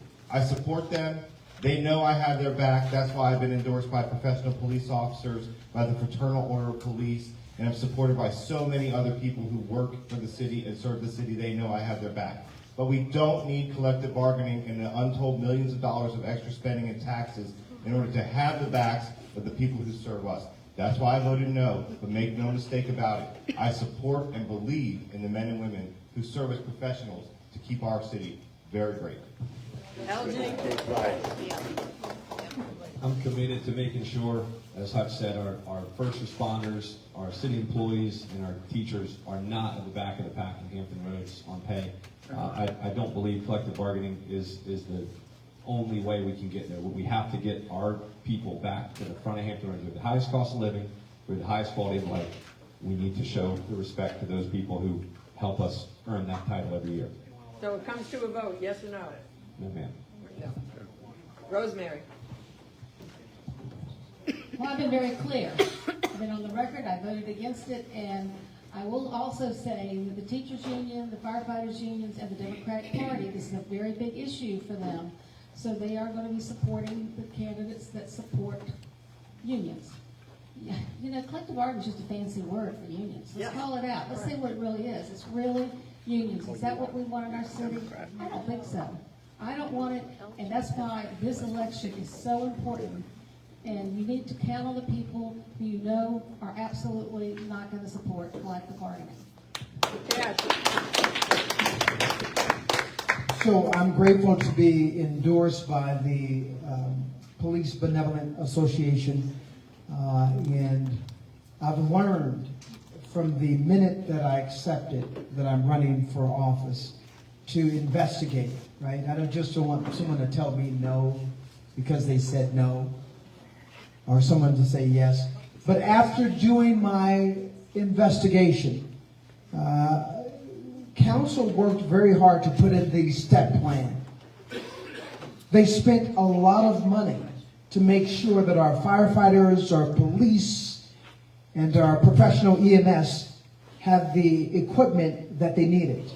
And I think that's a big win for our city employees. And for that, I'm going to have to say no on collective bargaining.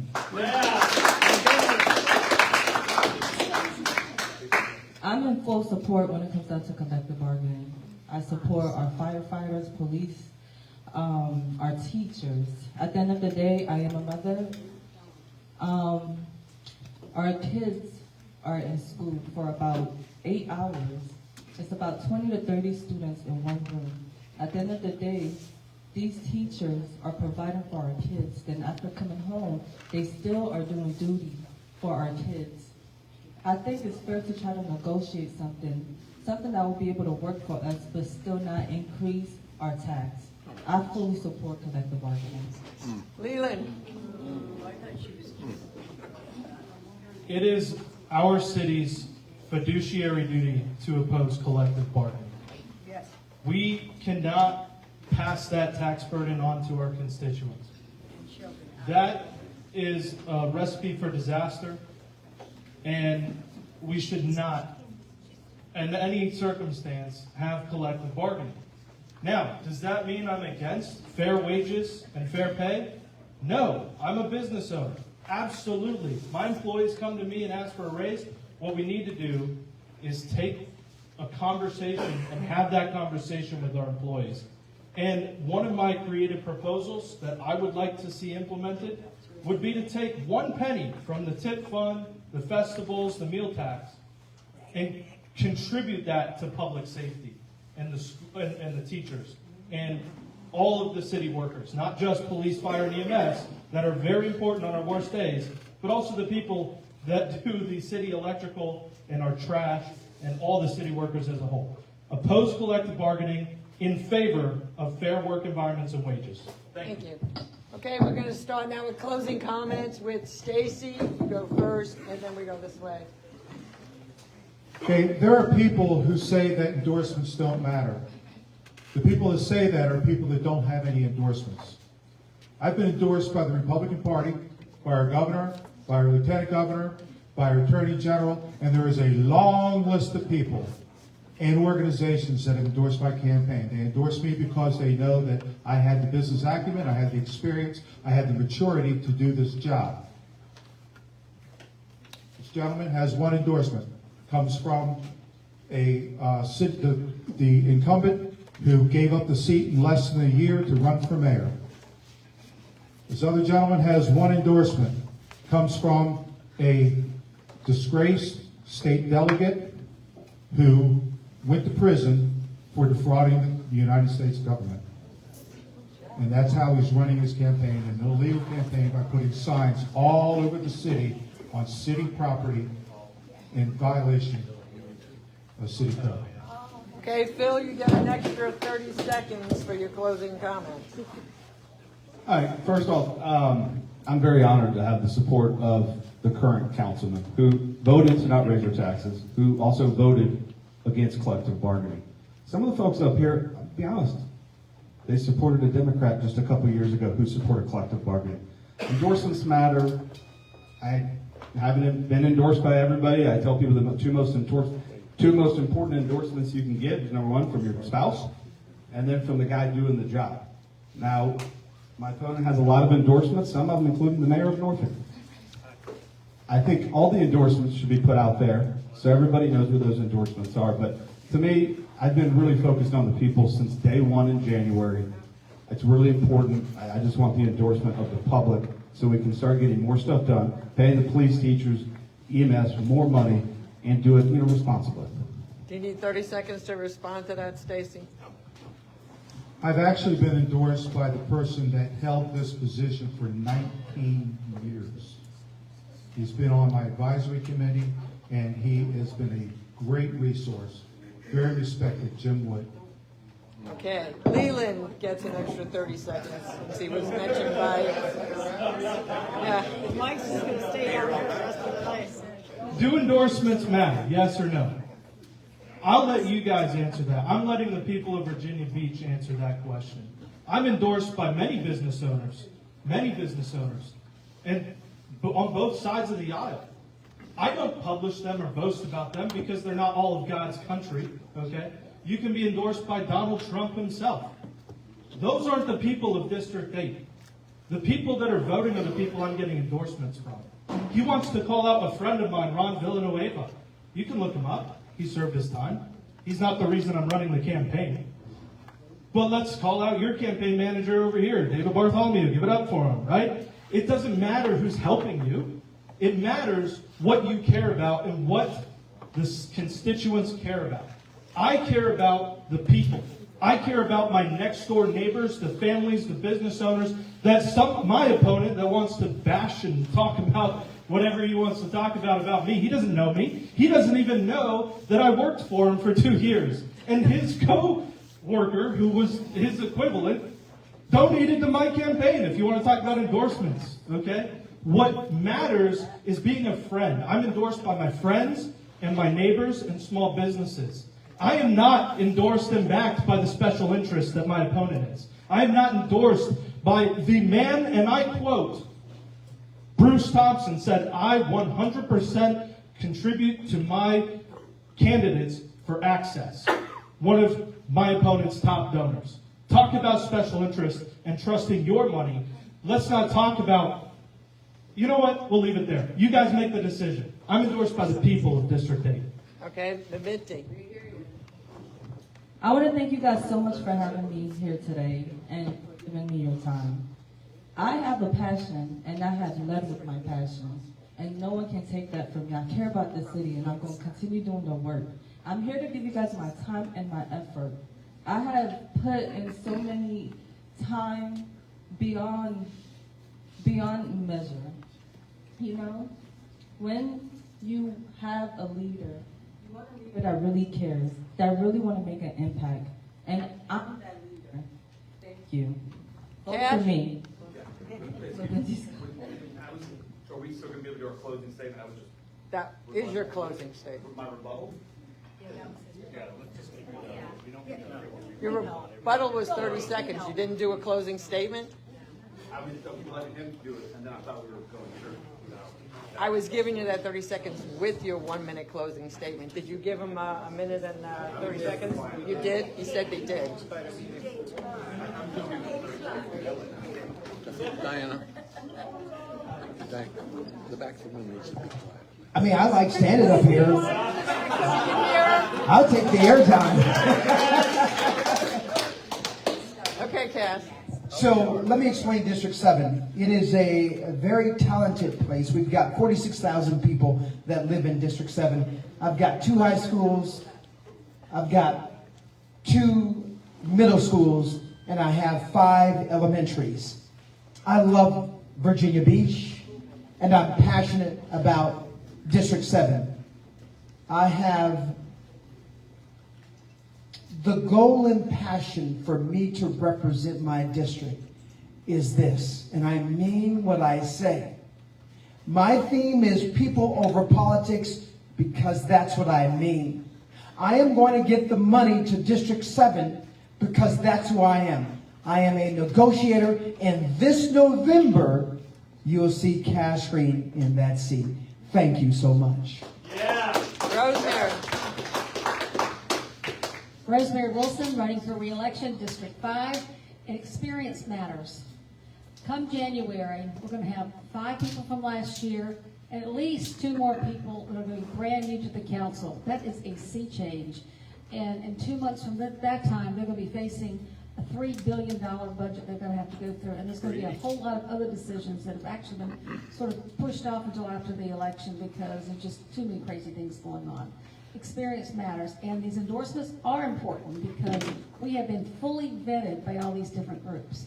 I have been endorsed by the Republican Party. I've been endorsed by the governor, the lieutenant governor, the attorney general, Delegate Barry Knight, Senator Christy Ukray, the Chamber of Commerce, the realtors, the PBA, the hospitality industry, the realtors. I mean, the list is right there. Like Stacy, I have a long list. So we have been thoroughly vetted, and that's why they gave us their endorsement. LG. First of all, thank you guys for having us out here tonight. Great group. Loved all the exchanges here. Born and raised in District 5, lived and breathed it my whole life. This new system, Virginia Beach is in a new place. Love it or hate it, the new system, the 10-1. It's time for change. It's time to understand what these new districts mean to us.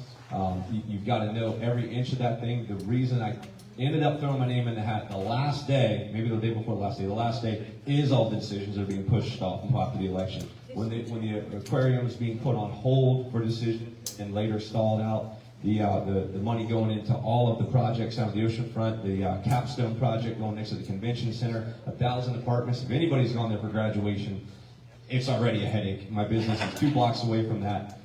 If I win, I promise you, the locals' voice will be on council. Tourism is incredibly important. My entire life has existed in the gray between the locals and the tourists, and I hope that is what can bring me over the line here to win and earn your vote and keep Virginia Beach growing. Thank you. Thank you very much. I'm Michael Berlucci, and I serve as a council member from District 3, and I'm a candidate today to make sure that we keep Virginia Beach affordable, that we keep Virginia Beach safe, that we deliver on the flood protection that we promised. Obviously, that's an important issue for Windsor Woods, Princess Anne Plaza, the lakes. You also heard these kind of, sensational, shiny headline issues that we discussed today, and they're important. But you know what else is important? Having a council member who shows up.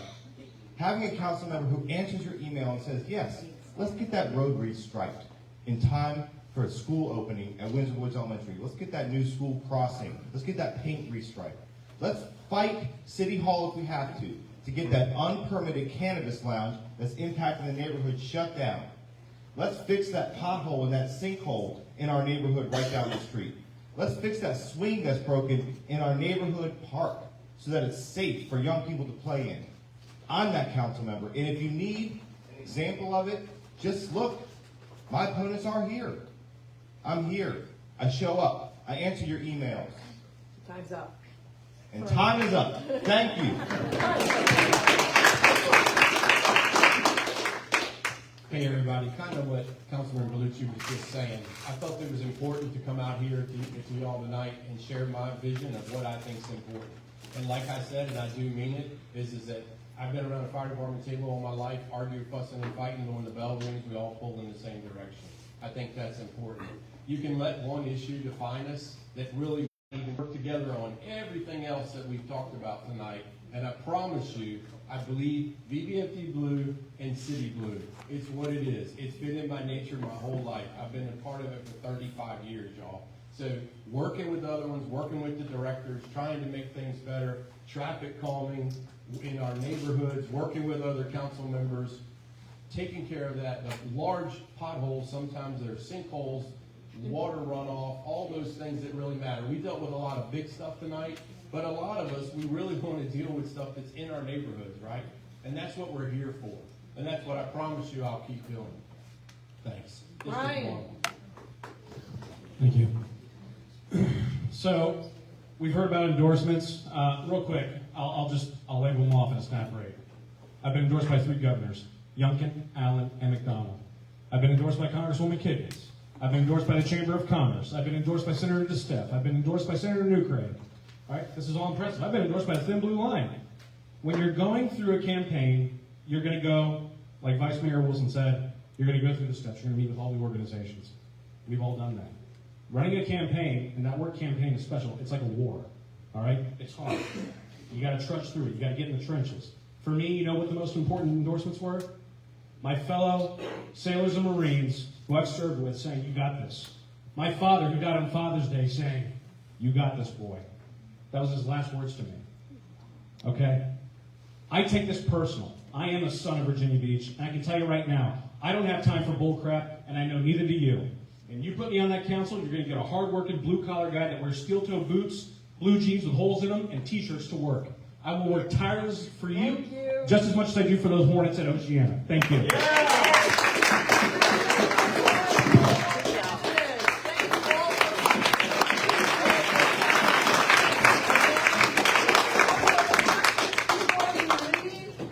January is the election of the board of Virginia Beach Tea Party. Okay? You have to be a member to serve and to vote. And that's 3 months prior to January. This month, everything to do. Also, we have a doctor spot tomorrow at the Pembroke Lake Circus. And lastly, we have the 50-50 here. So let me draw it so that You're going to have 2 drawings. The first one's for money, which is $41, and the second one's for the book. Okay? And don't forget to help out the Diana. Hurricane Helene. Take the mic, please. You can't hear me? I'm loud. Don't forget to support the Hurricane Helene Read. victims. Donate. Okay, the places you can donate were in the newsletter.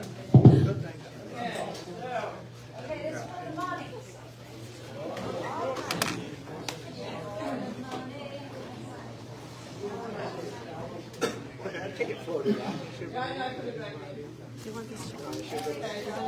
Well, no, I mean. The winner, 048. Oh, wow. Backyard chickens. Get some more. America in perspective. 116. 116. Use the mic. Right there. Use the microphone. You might need this in your job. Get all the mics. Turn them off. Get all your questions. There they are. Go ask them.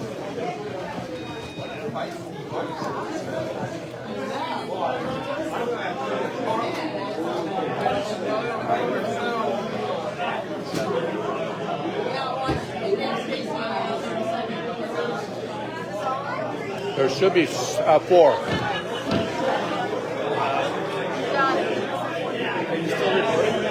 Oh no, shit.